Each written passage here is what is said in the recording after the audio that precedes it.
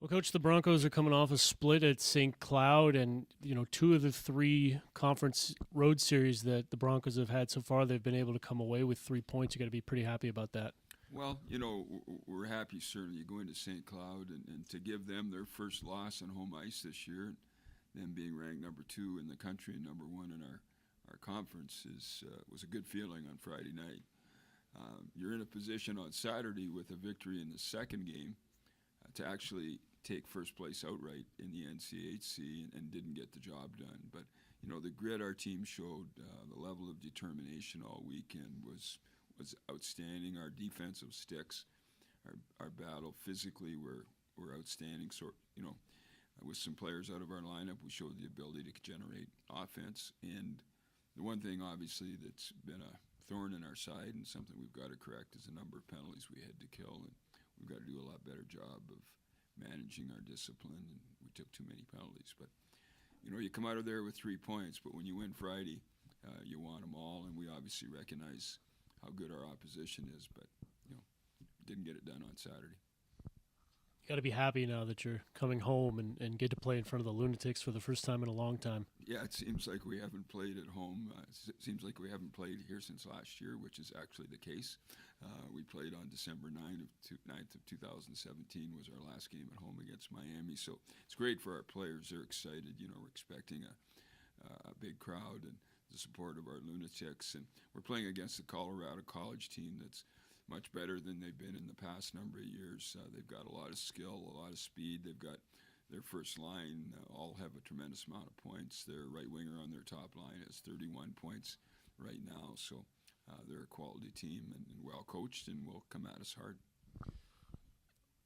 There was an interview last week with Jordan Osterley on CSN Chicago, and he kind of attested to how much fun it was to play in front of the Lunatics. How important is that for you and for Western Michigan? Well, I mean, watching Jordan Osterley play with the Chicago Blackhawks right now, I think our players are probably getting used to seeing highlights of goals he's scoring, which is not the case. But whenever one of our professional players done something really special, we show it to our guys. And we've been showing a lot of Jordan Osterley lately. And he's a guy that just got better when he got here. Certainly for him in our first year, he was probably our sixth defenseman just because we had so many other talented guys. But he continued to get better. He continued to get better on the fitness side to the point that by the time he was in his second year, he was already into the top 5 in our conditioning. He's a guy that probably just through a lack of probably focus academically coming in here, his grade point wasn't outstanding, but by the time he left, he was a 4.0 student. So you got a 4.0 student that's signing an NHL hockey contract, is playing the NHL. That's pretty special. So he's another great model, and we've got so many of them of the type of hockey players we want to have here. Nothing's better for recruiting than for young prospects to hear Jordan Osterley speak about his experience here. So we're really excited for him and how he's developed. You touched on CC, and like you mentioned, that they don't get a lot of talk about them. Why not? Well, I think CC's been getting some talk this year. I think they've beaten some good teams. They've been ranked. I think they're ranked actually right now around 27th in the country out of 60 teams. So, I mean, our whole league is ranked in the top 30 in the country. So, to us, we've always had a difficult time against Colorado College. They've all been one-goal games. We found a way to win, but they've been real battles. So we're expecting the same. They're a young team. They're enthusiastic. They're generating a lot more offense than they have in the past, and certainly through that top line of theirs, that's certainly a unit that we've got to pay special attention to, as have all the other teams that they've played this year. What can you tell us about Wade and Colt? Wade Ellis and Cole Conrad are two outstanding players, and Colt didn't play on Friday night, and Wade played just the first shift of the game on Saturday night there. So we're having them looked at right now. They're doing tests, and we were without a lot of players going in to the weekend because of a bit of about a mono that's hit our team and some other things that are going on. But bottom line is, come Friday night, we'll have 20 Broncos dressed for the game, and I just loved our determination this weekend. The possibility some of our guys will be back to play against Colorado College, and that's great. But that's why we've got the depth of team that we've got, so that we have other guys that can step in there. On that depth, You're the coach of this team. You know them as well as anyone. How proud are you when you see the compete level without those guys in the lineup? Well, I mean, we take a great deal of pride in how hard our team works here at Western. We talk about it all the time. We really focused this past weekend on our theme of DWD. D for do what you're supposed to do, W for when you're supposed to do it, and D for do it that way every time. And no matter who we put in the lineup, we expect them to get the job done. We talked, I think, certainly about how Carson Vance, as a defenseman, stepped in there and played forward. Lucas Samuelson played on Saturday night, and I would have liked to have gotten Lucas more ice time. He did some quality things, and for his first college game, I remember Friday night he was going to do the warm-up and was probably not going to play in the game, but he had one of our staff members take his picture during the warm-up. Just so proud to put that game jersey on. It kind of makes you feel warm and fuzzy when you hear those kinds of stories. But there's a great deal of pride on the part of our team.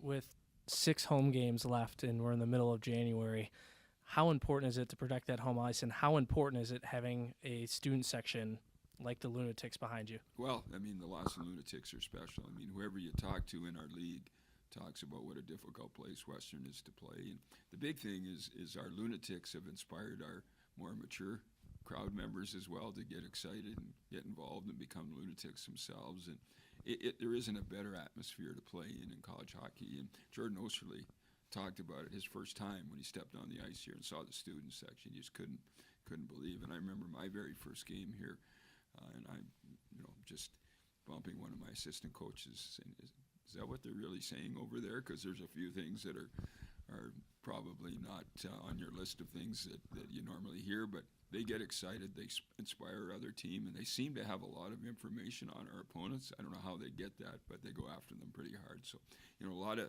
players in our league in interviews would say that the most fun place to play on the road is at Western Michigan, and one of the most difficult places to play in the league on the road is at Lawson Arena with Western Michigan as well. It felt great. It took me a while to get some goals. I think I got my first one, the weekend before Christmas break.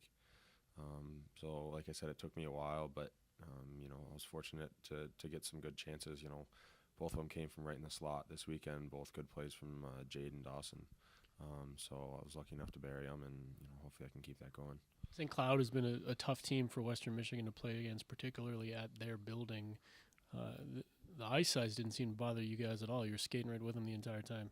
Yeah, I think that was one of the things that we talked about going into it was, using the big ice to our advantage. We're a really fast team. We can skate well. We can skate with any team in the nation, when we want to. So I think it's just the fact that we talked about using the speed to our advantage on the big ice, and I think that we did that for the most part during the weekend. They've gotten a little bit more publicity this year. They've had a slightly better year. Why doesn't Colorado College get talked about as much as some of the other NCHA teams? It might be just because of their past. They've struggled a little bit in the past.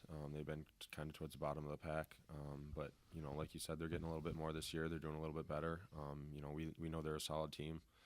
They're going to give us a good test this weekend. But, we're definitely not looking past them or anything. We're looking forward to this Friday. No Colt Friday night. You guys lose Wade early on Saturday night, yet you're in both games and you split. Where does that come from? I think it's, we don't need certain personnel to win. I think we're all battling for the same goal. Yeah, we were a little bit short, but I think we all just pushed towards the same goal. We wanted to win, as bad as we did. And I think that, our battle level was there and it was high all weekend. We're midway in January and you have only 6 home games left. How important is it to protect home ice, moving forward into the end of this year? And what's your favorite aspect about playing at Lawson? Yeah, not many home games left, but we got to be a road team this half. We got to learn to play on the road, and playing at Lawson, obviously we love. Our record shows it. We're good here. But like we said, we're trying to get home ice in the playoffs so that we can play here, and we know that. So we got to do anything we can on the road here this half to make sure that we get home ice for the playoffs. How much do the Lunatics kind of just factor into everything? A lot. They we're fired up for our games, just to be playing them.